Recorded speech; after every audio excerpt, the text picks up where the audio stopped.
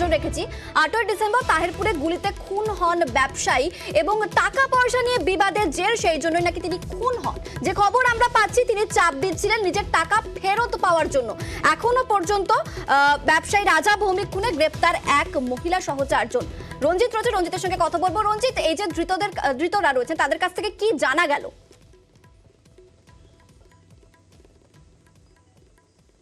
দেখো, রাজা ভৌমিক অর্থাৎ তাহিরপুর থানার বাতকুল্লাতে যে 8ই ডিসেম্বর ঘরে ঢুকে ব্যবসায়ী রাজা ভৌমিককে দুটি গুলি করে এবং তারপর থেকেই পুলিশ ধন্দে পড়ে গেছিল। এই ঘটনা কোনো সূত্র খুঁজে পাচ্ছিল না এবং বেশ কিছু জিজ্ঞাসাবাদের পরে কিন্তু পুলিশ সূত্র পায় এবং রাসমণি বিশ্বাস নামে একজনকে গ্রেপ্তার করে প্রথমে পুলিশ।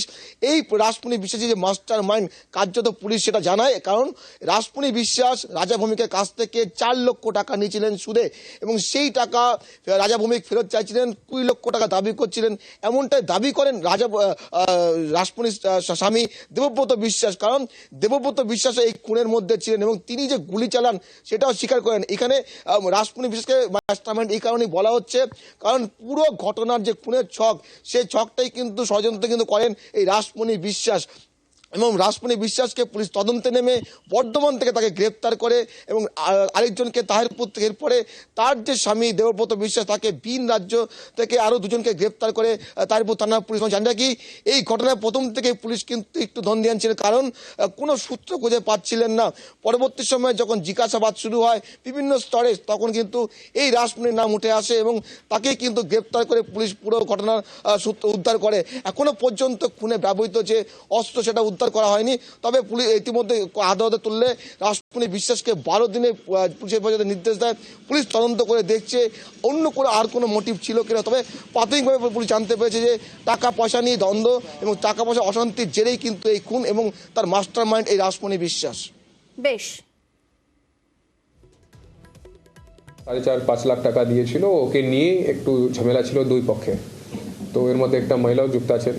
তো মহিলাকে বর্ধমান থেকে অ্যারেস্ট করা হয়েছে। যে একজন ছেলে আছে ও তাহিরপুর থেকে লোকালি অ্যারেস্ট করা হয়েছে। একজনকে পালি থেকে অ্যারেস্ট করা হয়েছে, পালি মানে নিয়ার যোধপুর রাজস্থান। আর একজনকে বম্বে থেকে অ্যারেস্ট করা হয়েছে, নবী মুম্বাই।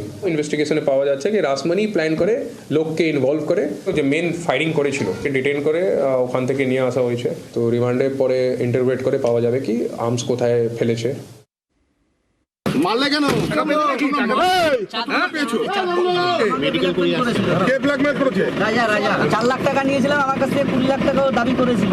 কি জন্য 2 লাখ টাকা কেন দাবি করলো? হ্যাঁ, এই কারণে আমি মেরে দিয়েছি। তুমি গুলি করেছো? হ্যাঁ, আমি করেছি। বন্দুকটা কোথায় পেলে? হ্যাঁ, বন্দুকটা কোথায় আছে? আরে দাঁড়াও না, ফেলে দিয়েছি।